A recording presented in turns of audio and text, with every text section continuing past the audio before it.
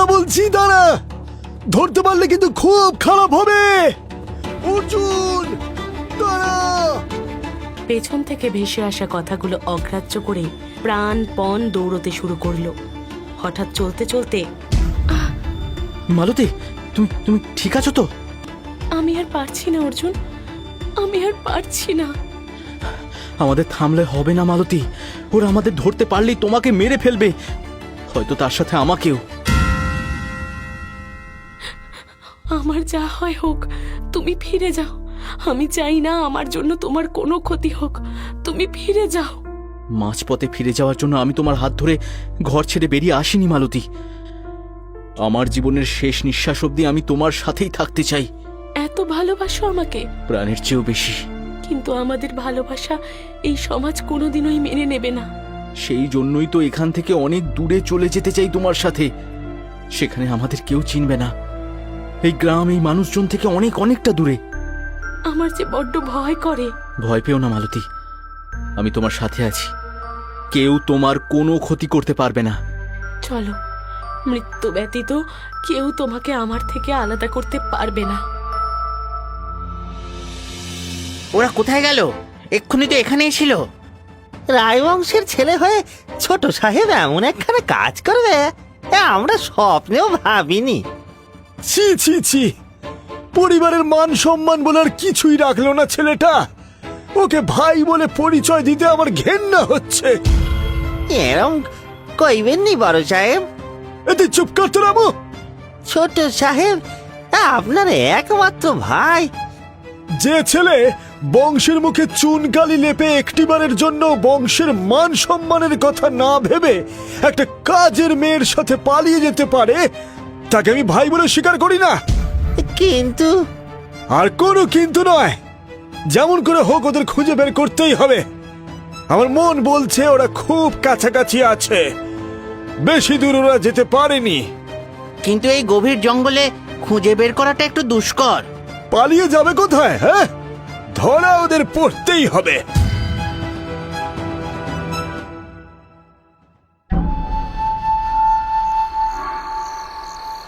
আরে ওই তো ওরা, ধরো ধরো। অর্জুন তুই ফিরে আয়, না হলে রায়বাড়ির দরজা তোর জন্য চিরতরে বন্ধ হয়ে যাবে। ফিরে আয়। আমার মনে হয় না ওদিকটায় যাওয়াটা খুব একটা বুদ্ধিমত্তার কাজ হবে। তো কি হয়েছে? হ্যাঁ, ও যাই করুন, আপনার ভাই আর ফিরবে না বড় সাহেব। অর্জুন, মালতী, তোরা জীবনে সুখী হতে পারবি না, কোনোদিন না।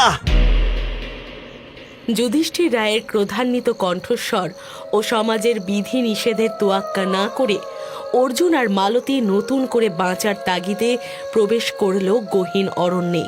কিন্তু সামনে কি অপেক্ষা করছে? স্বাধীনতার আলো নাকি আরো গভীর অন্ধকার? ঝিঝি পোকার ডাক গুমড়ে গুমড়ে মিশে যাচ্ছে নিশুতি অরণ্যের নিস্তব্ধতায়। জঙ্গলের নিস্তব্ধতা যেন ফিসফিসিয়ে জানান দিচ্ছিল এ পথের শেষ গন্তব্য অনিশ্চিত। আর পারছি না, পায়ে খুব ব্যথা করছে। আমাদের থামলে হবে না মালতী, যেমন করে হোক এই জঙ্গল আমাদের পেরোতেই হবে। অর্জুন, আমার খুব জল তেষ্টা পেয়েছে, একটু জল খাবো। জল? আশেপাশে তো নদী পুকুর কিছুই দেখছি না। তুমি বরং এখানে একটু বসো, আমি কাছে পিঠে একটু দেখি যদি কিছু থাকে।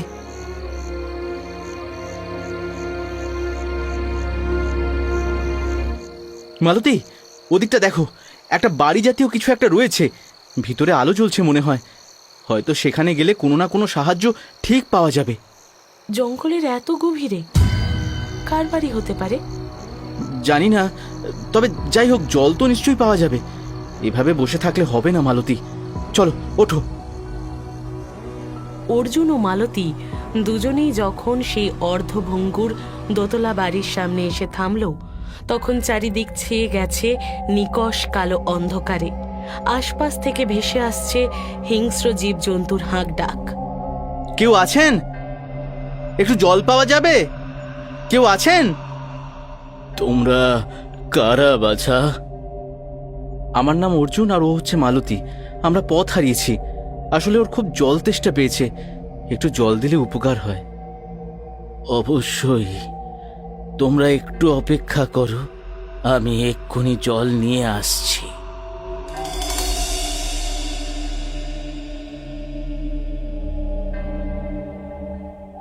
অনেক অনেক ধন্যবাদ। চলো মালতী, এখন যাই। দাঁড়াও বাছা, যেও না। এই রাত্রিরে অরণ্যের মধ্যে হেঁটে যাওয়া মোটেই বুদ্ধিমানের কাজ নয়।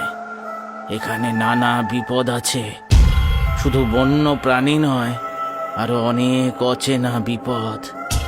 আজকে রাতটা এখানে কাটিয়ে পরের দিন ভোর হলে না হয় তোমরা তোমাদের গন্তব্যের উদ্দেশ্যে রওনা দেবে। ঠিক আছে, যদি অনুমতি দেন আমরা আজ রাতটা না হয় এখানে কাটিয়ে পরের দিন সকালেই রওনা দেব। এসো, ভেতরে এসো আমার সাথে।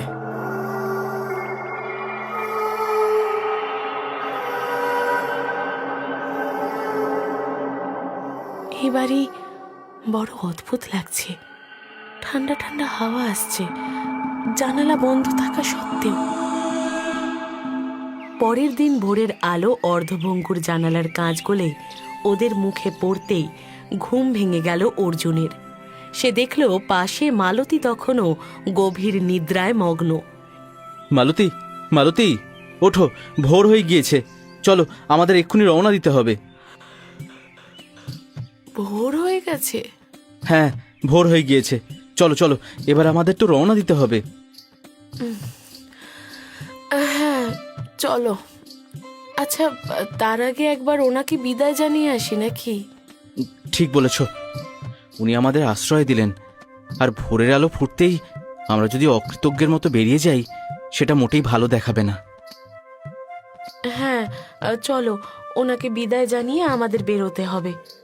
বুড়ো বাবা, বুড়ো বাবা, আপনি কোথায়?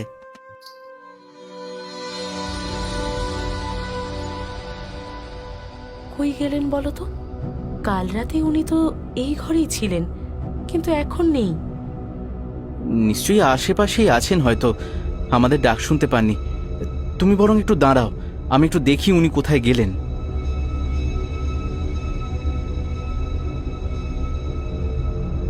কিছুক্ষণ পর অর্জুন বিষণ্ণ হয়ে মালতীর কাছে ফিরে এলে মালতী উৎসুক কণ্ঠে জিজ্ঞেস করল, কি গো, খুঁজে পেলে ওনাকে? না, গোটা বাড়ি তন্ন তন্ন করে খুঁজে ওনাকে কোথাও পেলাম না। নিশ্চয়ই জঙ্গলের দিকে গিয়েছেন। চলো, কি আর করা যায়, আমরা বরং রওনা দিই। দিনের আলো থাকতে থাকতে আমাদের জঙ্গল পেরোতে হবে।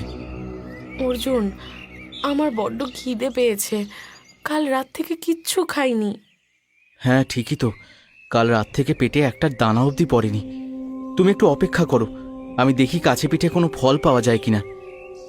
আর শোনো, আমি না আসা অবধি এখান থেকে এক পাও নড়বে না।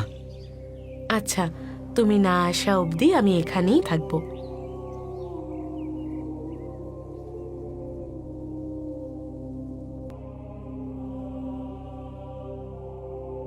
মালতী, দেখো আমি ফল এনেছি। তুমি কোথায়? মালতী, কোথায় তুমি? একটু আগে তো এখানেই ছিলে।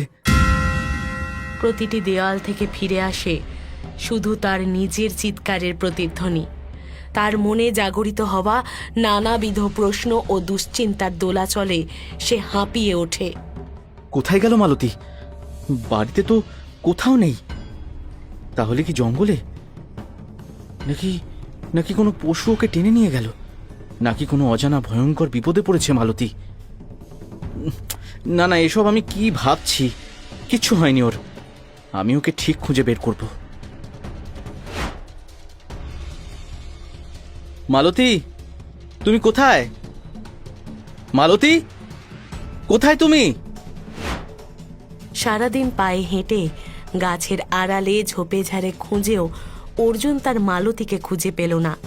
একসময় তার ক্লান্ত শরীর জ্ঞান হারিয়ে লুটিয়ে পড়ল এক অন্ধকার গুহার সামনে। কে তুই? কেন এমন দুঃখ নিয়ে এই অরণ্যে ছুটে বেড়াচ্ছিস? আমি অর্জুন। আমি আর আমার ভালোবাসা মালতী আমরা দুজনেই পালিয়ে এসেছি। আমাদের পরিবার, গ্রাম, কেউ আমাদের ভালোবাসা মেনে নেয়নি। সব ঠিক ছিল, কিন্তু আজ সকালে এসে হঠাৎ হারিয়ে গেছে। কোথাও খুঁজে পাচ্ছি না তাকে। হারিয়ে গেছে মানে? সবটা খুলে বল।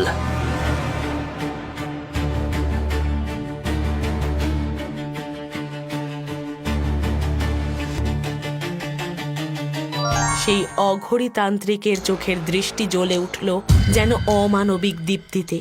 তিনি গভীরভাবে অর্জুনের মুখের দিকে চেয়ে কিছুক্ষণ নীরব রইলেন। তারপর মাথা ঝাঁকিয়ে বললেন, না বাছা, এ কোনো সাধারণ ব্যাপার নয়। তোরা পড়েছিস মৃত্যুঞ্জয়ের কবলে। মৃত্যুঞ্জয়? কে সে? কোথায় গেছে মালতী? আপনি জানেন কিছু? হ্যাঁ, তা জানি, কিন্তু শোনার মতো শক্তি আছে তোর? মৃত্যুঞ্জয় এক অভিশপ্ত আত্মা, যার কবলে একবার কেউ পড়লে তাকে রক্ষা করার সাধ্য ওই একমাত্র ঈশ্বর ছাড়া আর কারোর নেই। আত্মা?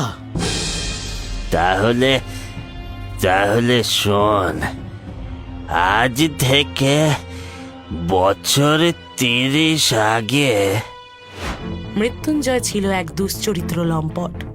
কত নারী তার লালসার শিকার হয়েছিল তার হিসেব নেই। মেয়েদের চোখে জল ছিল তার কাছে খেলনা সামগ্রী। এই মৃত্যুঞ্জয় এতদিন আমাদের অনেক সর্বনাশ করেছে। আজ ওর অন্যায়ের সব হিসেব হবে। তোরা কি ভুল করছিস তোরা জানিস না? তোর মতো লোক বেঁচে থাকাটা আরো বড় ভুল। এ দানবের কোনো ক্ষমা নেই, মারো একে।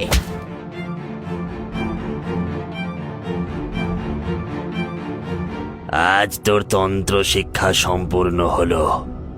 এই জ্ঞান আর শক্তিকে কখনো কোনো মানুষের অনিষ্ট করার জন্য নয়, মানুষের মঙ্গলের জন্য ব্যবহার করবি, বুঝেছিস? আমি আপনার কথা মনে রাখবো গুরুদেব। নিজের প্রতিশোধ চরিতার্থ করতে সে তার গুরুর কাছে পাওয়া শিক্ষার অপব্যবহার শুরু করলো। তন্ত্র শক্তিতে বলীয়ান হয়ে মৃত্যুঞ্জয় আগের থেকেও অনেক বেশি ভয়ঙ্কর হয়ে উঠেছিল। মানুষের ক্ষতির নেশায় উন্মত্ত হয়ে উঠল সে। মৃত্যুঞ্জয়ের অত্যাচারে অতিষ্ঠ গ্রামবাসীদের ধৈর্যের বাঁধ ভেঙে যায়। এক রাতে সকল গ্রামবাসী দল বেঁধে চড়াও হয় মৃত্যুঞ্জয়ের ভিটে। এই পিশাচকে মরতেই হবে, না হলে পুরো গ্রামটা শেষ হয়ে যাবে। মারো মারো, ভালো করে মারো, একে একেবারে প্রাণে মেরে ফেলো।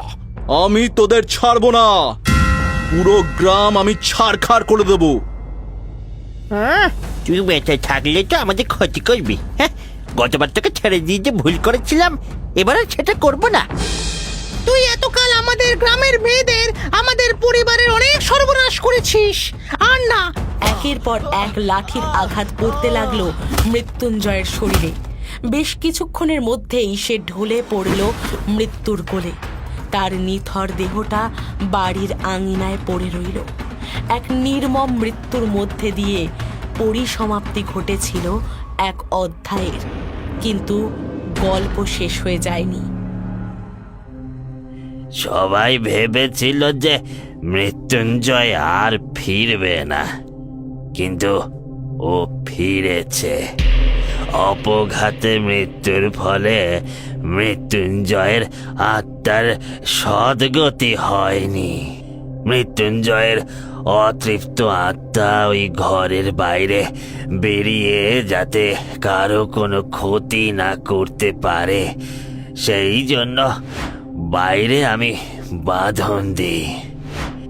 এতকাল কাউকে ও বাড়ির ধারে ঘেঁষতে দিইনি, কিন্তু তোরা এই গতকাল রাতে প্রবেশ করে ওর আত্মাকে মুক্ত করে দিয়েছিস।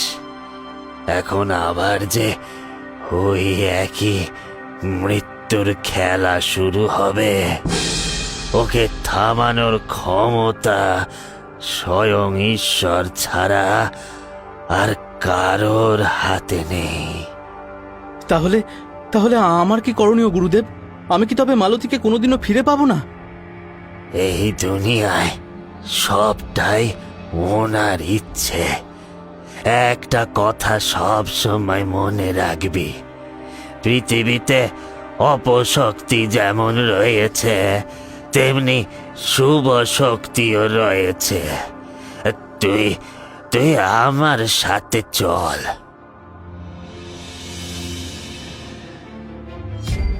তান্ত্রিককে সাথে নিয়ে অর্জুন যখন সেই অর্ধভগ্ন বাড়ির সামনে এসে থামল, তখন গভীর রাত। গুরুদেব, দরজা তো ভিতর থেকে বন্ধ।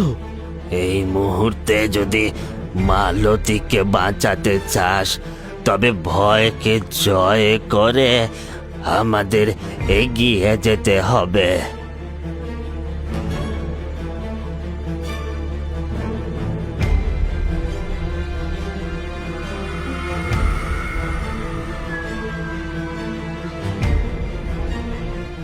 হঠাৎই অর্জুনের চোখ পড়ল সেই অভিশপ্ত আয়নার দিকে। ওই আয়না আজ সকালেও একদম জোড়া লাগা ছিল, কিন্তু এটা ভাঙলো কি করে? এটাই তো ওই মৃত্যুঞ্জয়ের খেলা। আয়নাটা কোনো কাজ নয়, এ এক অভিশপ্ত দ্বার। তাহলে মালতী? আমি নিশ্চিত এই আয়নার ভেতরেই মালতী বন্দি আছে। এটা তো কিছুতেই ভাঙছে না। হাতে কিছু ভারী ধাতব অস্ত্র ব্যতীত এই আয়না ভাঙা অসম্ভব। কোনো দ্বিধা না করে নিজের শেষ শক্তি দিয়ে আঘাত কর।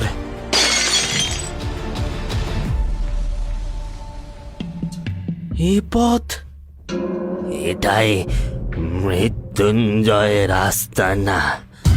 সাবধান অর্জুন, আমার পিছন পিছন আয়।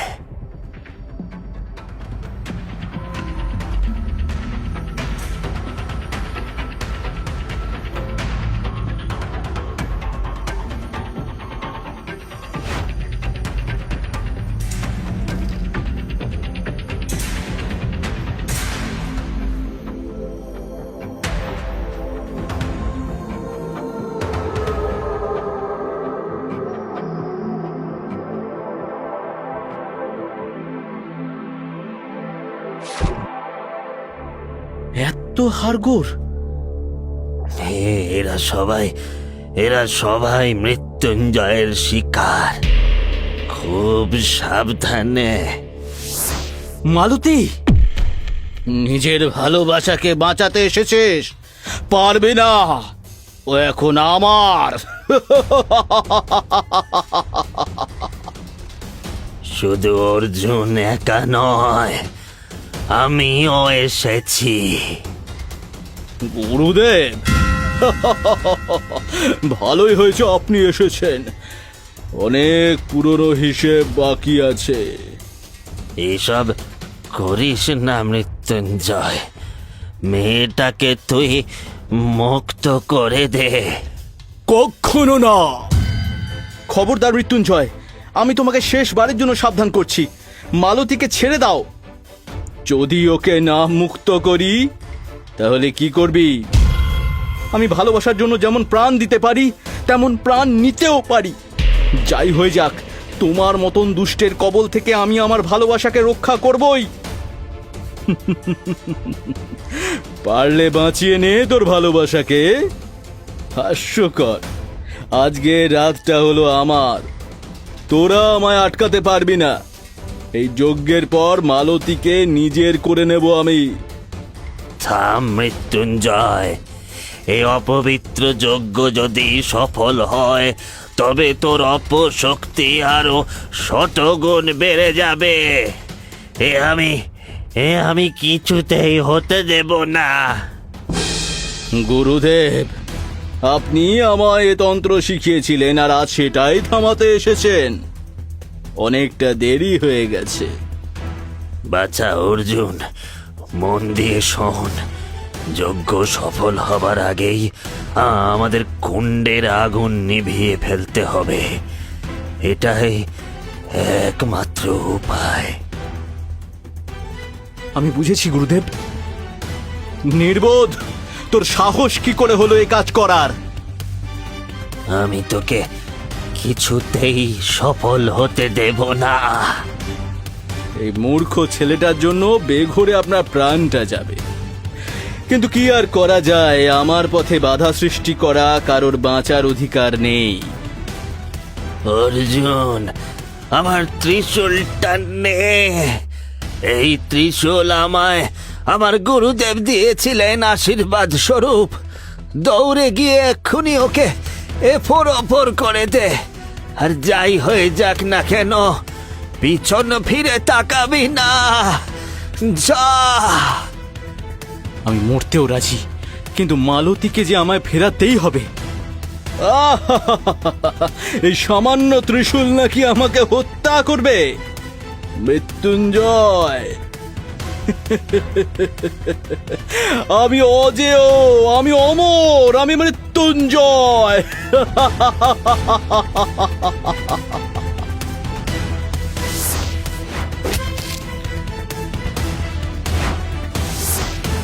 গুরুদেব, এ আপনি কি করলেন আপনি? এই কাজটা আমার বহু আগেই করা উচিত ছিল মৃত্যুঞ্জয়। আমার রক্তেই যে লুকিয়ে ছিল তোর ধ্বংসের বীজ।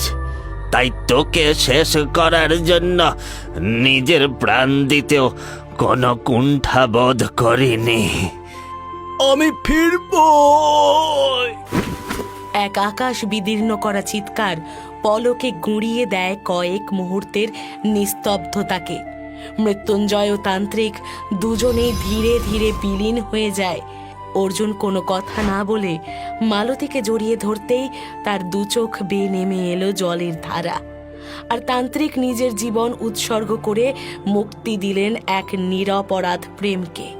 আর এভাবেই পরিসমাপ্তি ঘটল বহু বছর ধরে চলে আসা এক অভিশপ্ত অধ্যায়ের।